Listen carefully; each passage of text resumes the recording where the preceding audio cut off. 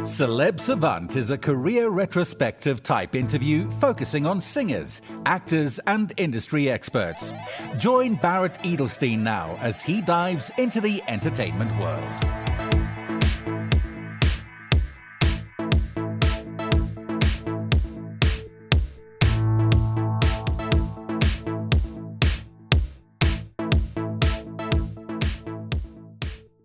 South African singer and songwriter Jimmy Nevis has spent over a decade shaping South African pop in his own voice. Melodic, vulnerable, and quietly powerful. Elephant Shoes introduced him to the country. A run of number one singles like Heartboxing, 7764, FBA, All About It, and Balloon made him a mainstay. But the story doesn't sit in the charts, it sits in their evolution. In 2023, his fourth studio album, Things We Don't Talk About, marked a shift. More intentional, more personal, earning 2 South African Music Award nominations and over 1 million streams in its first year. It wasn't just another album, it was a recalibration. Since then, Jimmy has expanded his footprint, completing his first UK tour in 2025. Known for immersive live shows that feel more like shared therapy than performance, he has headlined major venues and festivals across sub-Saharan Africa. Across a 13-year career, Jimmy has earned multiple South African Music Award nominations, MTV Africa Music Award recognition, and collaborations with artists including Kwesta, Karen Zoid, Mikasa, Pascal and Pierce, and Sketchy Bongo. He's opened for Pharrell Williams, Tevin Campbell, and Joe Thomas, and has written for legendary producer Darkchild. Up next on Celeb Savant, we have got Jimmy Nevis. Where in the world are you and how are you doing? I am good. I'm so good. I am in Cape Town. Yeah, I'm feeling really great because I recently just started a rollout for a new song that's coming out. And yeah, it's just been lovely. I've been chatting to a lot of people. It's been fun. How and where does the name Jimmy Nevis come from? How did you choose that stage name? So I was obsessed with the last part, Nevis, for many years. In case you don't know, this is not my government name. My government name is Matthew, actually, like the Bible. I grew up, in a very religious home. And I think for me, when I created the stage name, the Nevis was something that followed me through high school. I used to walk around with like CD leaflets in a flip file, and through one of them, there was a Nevis and I loved it. But fast forward to when I dropped my first single, and it just looked a little lonely. It looked like it needed something else on there. And so from my family side, my dad's name is James and my grandfather's name was Jim. Thought I'll be Jimmy. So one half represents my family, the other half of the name represents my own beliefs. Now, let's rewind. At what age, whether as a child or teenager, did you think, okay, I want to be in this creative world? And how did that journey progress? Apparently, my parents say I was singing before I could talk. So for me, being a musician and participating in community events, singing at different churches, like that was a very normal part of my upbringing. My sister and I, we were the musical ones in the family. Like when your parents at every family function, they're like, come, you must sing for the aunties and the uncles, you must. And so that was kind of like my duty growing up. And I think when I was in high school is when I started producing. And that's daily. I had a whole lot of illegal crack versions of software that I just downloaded and thankfully didn't get a virus. But I think in high school is really when I started creating my own music and I started singing my own music for friends. And I think that's when it started to look like a possibility. Understanding that it could be a possibility and then making it a reality, what were those next steps to get there? Look, I will say I was very, very determined and ready. I think when I couldn't wait to get done with high school because I was so determined. But life comes at you with many different things. I was starting my first day of studies at UCT and not studying in music. And I think when you're young, and you're studying something, you really believe that like, cool, well, this is what I'm going to be for the rest of my life. And I think I was doing a couple of gigs and shows and trying to write and trying to just be a part of as many musical things as I could. And I was getting quite frustrated. And then I wrote this song called Elephant Shoes, which would later on become my first big single. But I remember telling God in a prayer once, and I said, "This is the last time that I'm doing this." Okay, like I was just like, no more negotiating. Like, if this is going to happen, it needs to happen because I'm going to move on with my life and I'm tired of feeling rejected from everything else. So, a friend and I went around, we tracked all the Cape Town radio stations and we dropped off this CD with the song on it. And 2 weeks later, I get a call from KFM saying, "Oh, we love the song. We're going to play the song." And I think it was about a month after that, the song went, let's call it viral for that time, because it's just 2012. Yeah, next thing I know, somebody's like, "I heard your song on 5FM." The next thing I know, I'm getting a phone call to my house phone from record labels. And I signed a deal and within the same year released my first album.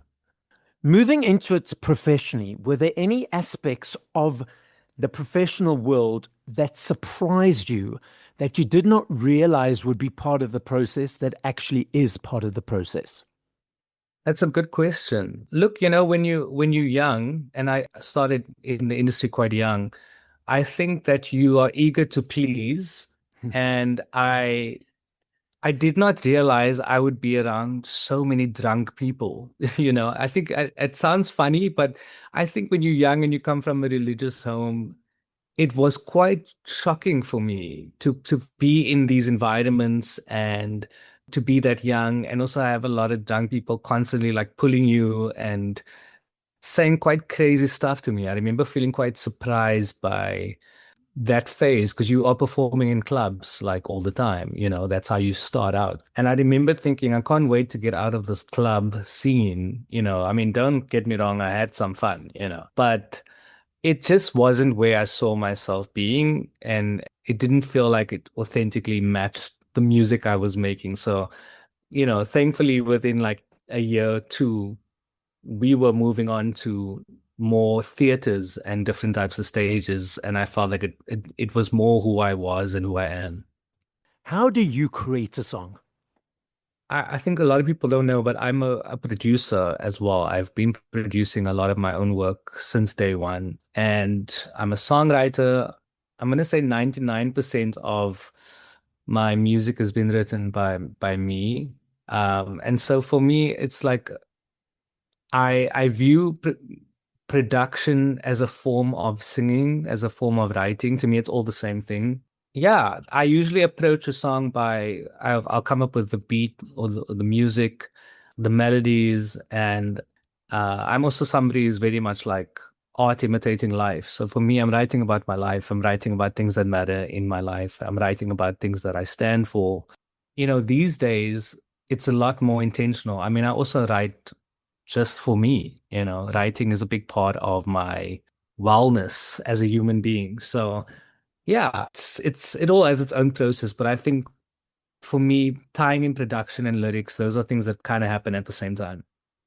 A lot of people in the world are in this comparison mode, looking at social media like, oh, I need to look like this person. I need to have this filter. I need to do this trend on TikTok. So having been in the industry for a period of time and writing and creating your own songs and producing them, have you ever had the point where you have thought, oh, I need to match the success of this previous one? And if it hasn't matched that success, do you ever start overanalyzing, overthinking, and questioning like, okay, well, it is as brilliant as they all are. Why didn't it reach that success? Absolutely, like all the time. Like this is such a common thing, especially when you've been in the industry for as long as I have. It's a very normal experience. Yeah, there's been a couple of songs that I've given my all. I've spent time and money and energy in studio, and you think you are so on the money and it didn't perform the way you wanted to perform. But that's also what artistry is all about. It's also, there's an unknowingness to it. And I think that's also sometimes what makes it so magical is that I feel like it's beyond your talent. It's really about also the right timing, and it's about being in alignment, And I think that a nice tool to learn throughout the years has been to block out the noise. Because I also, yes, I do this because it's a business and this is how I make a living and I'm very fortunate in that way. But it's also this, I do this because I love it. But yeah, there's definitely times where I'm like, oh, why do I even bother? Am I going to quit? And then something happens and I'm like, oh my God, I love this. You referenced the money investment. Now, a lot of people don't realize for a 3-minute song, it doesn't just pop out of nowhere.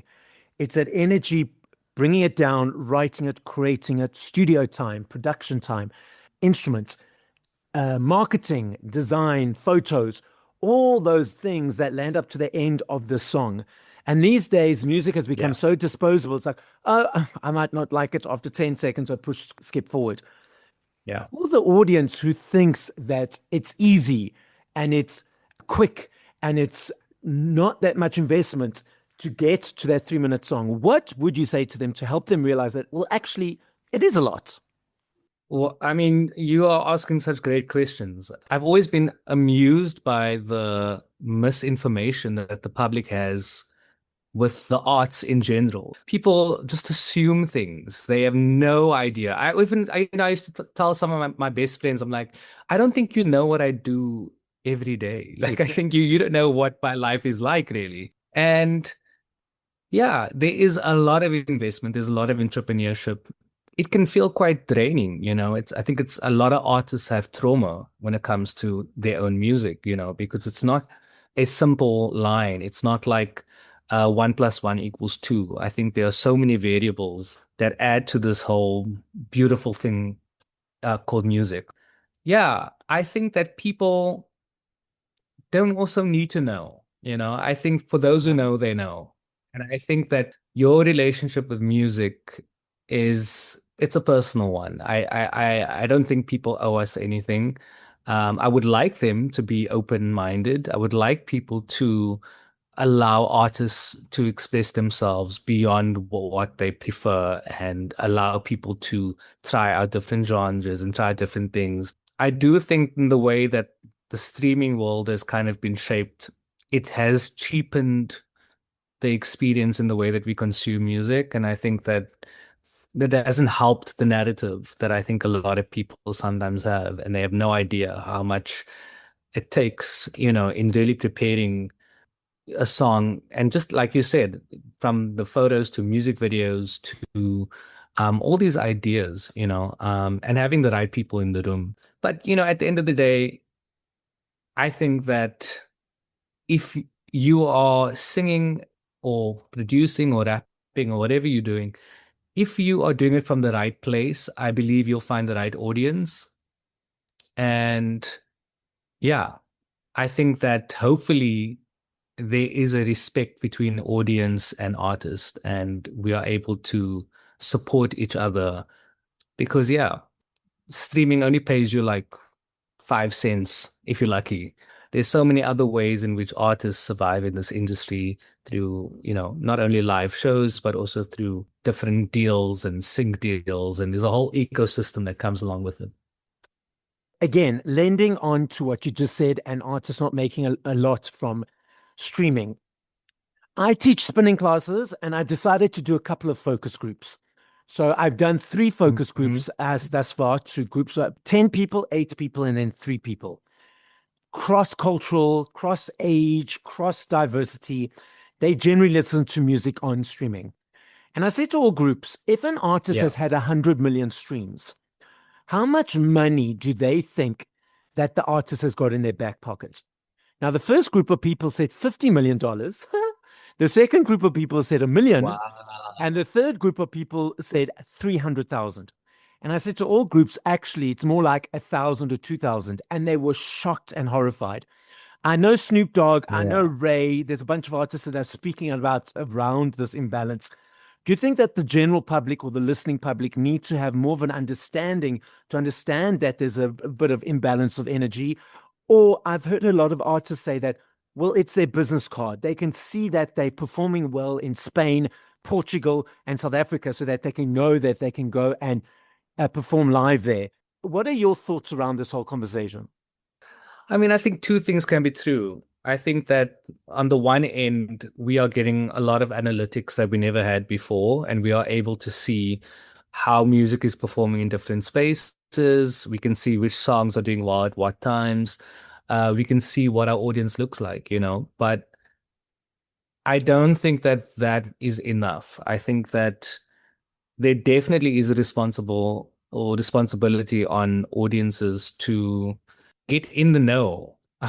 It's such a complicated thing because there's just so much music these days and it exists. It's in more than one way. It's not as if people have music just to listen to. They have it on TikTok to put with an image. They have it, music lives for various reasons, more than just one thing these days.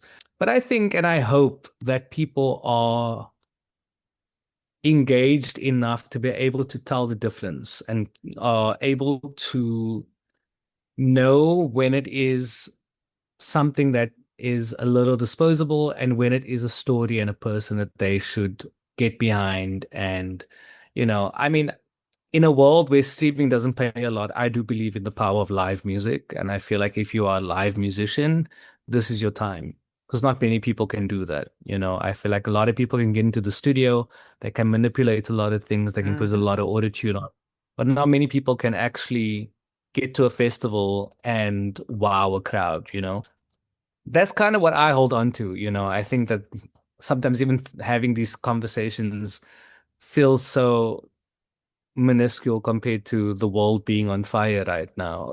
But it is important. And I think in this ever-changing industry, I hope, at least for my audiences, for people who listen to me and who come to my shows, I'm super grateful for them. But I also trust that they do enough to understand what this industry looks like, even if it's just on the surface, I think that being curious shouldn't just be like according to me, what music you listen to. I think that is something that a trait we should be having as human beings on this earth. In South Africa, I know we don't have access, obviously, because most of the places are closed. I love me a CD. I still budget for my CDs every month because for me, it's an energy exchange to say thank you to you guys for all the hard work. I love the journey of the choice, the booklets, the unpacking, the listening to song from one to whatever number. I am not sure if you are aware, there's a massive uptick of physical around the world, UK, USA, Australia, Europe.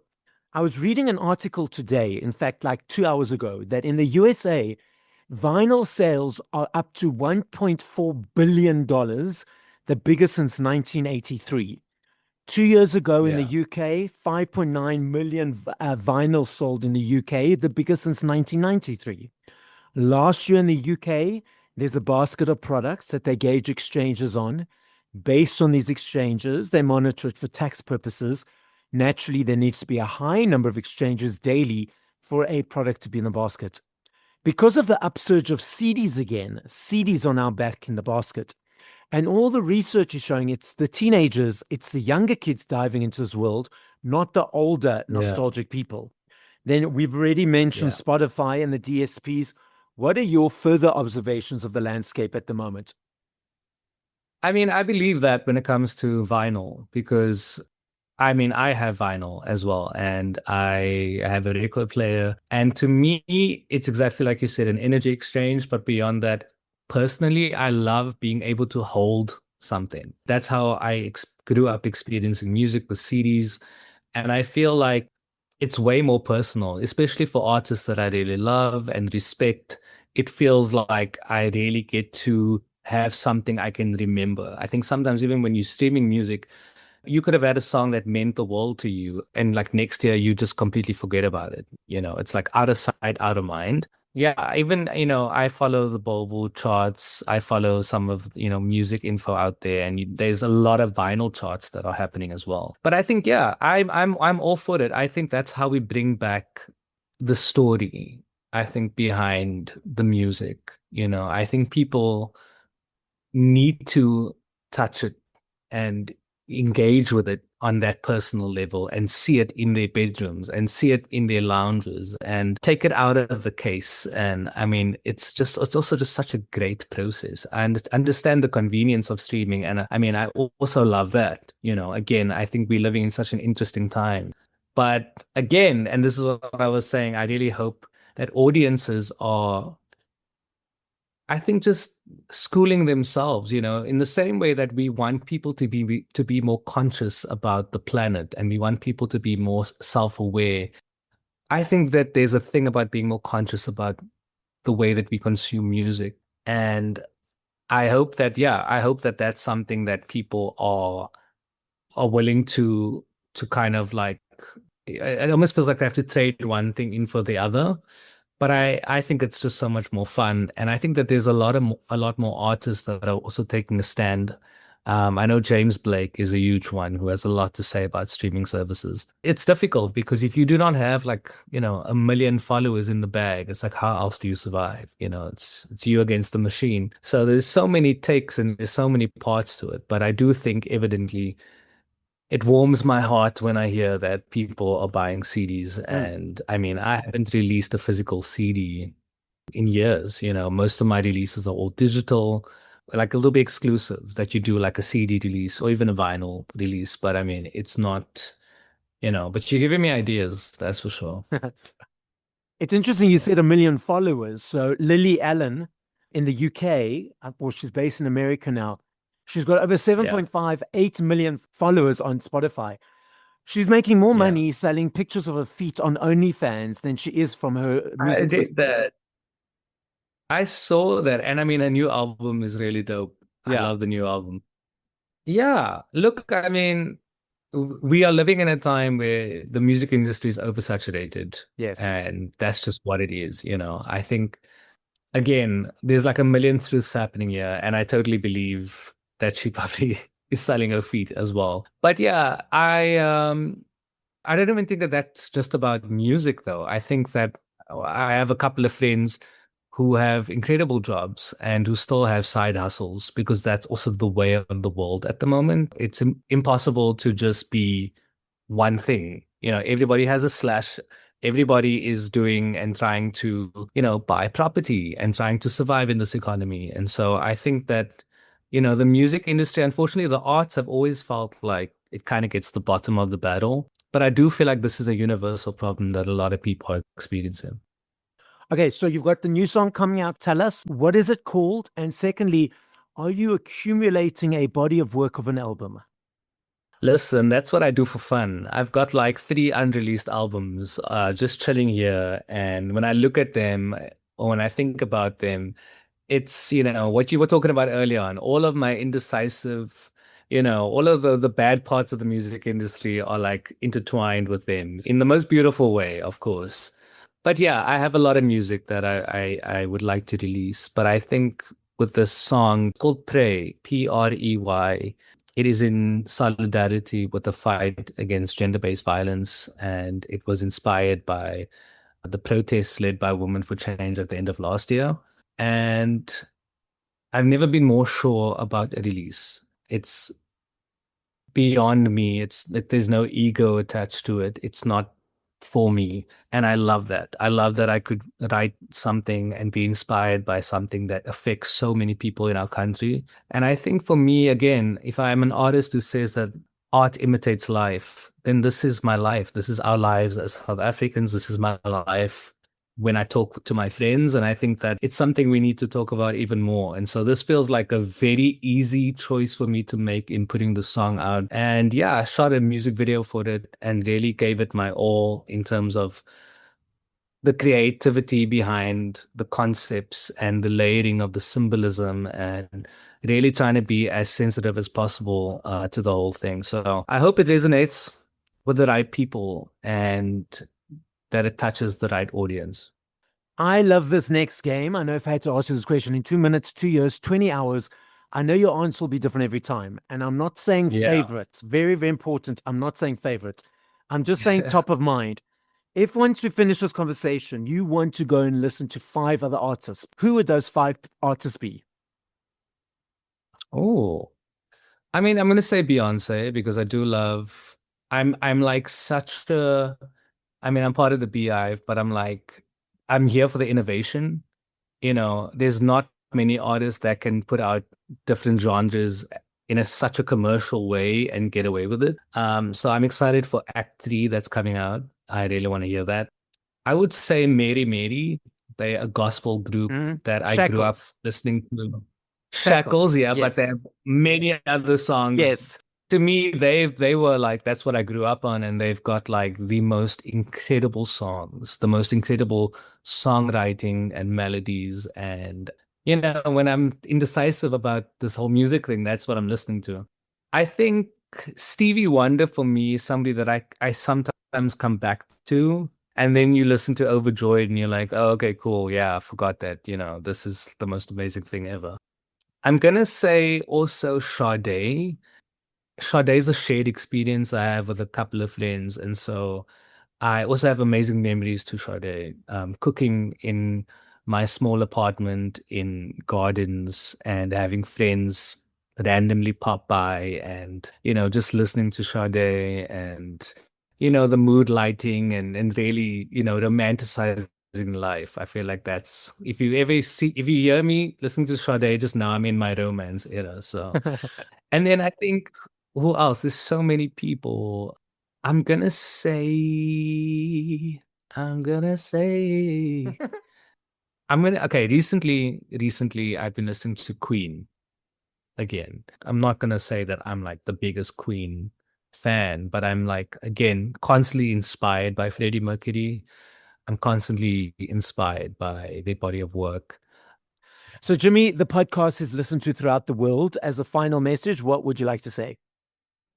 I know the world is going through it at the moment, and I encourage people to try and find the stillness within yourself, even through the toughest of times. And when you do feel overconsumed by everything that's happening, but remember to be kind to yourself and to tell your parents that you love them, and remember to check in on your friends and to take a breath, and I say this to myself as I say it to you guys, but yeah, I'm sending all my love to all of you and stream my music. Yeah, do that. Thank you for listening to this episode of Celeb Savant. Please follow Barrett on TikTok, Instagram, YouTube, and Facebook at Celeb Savant. That's CelebSavant.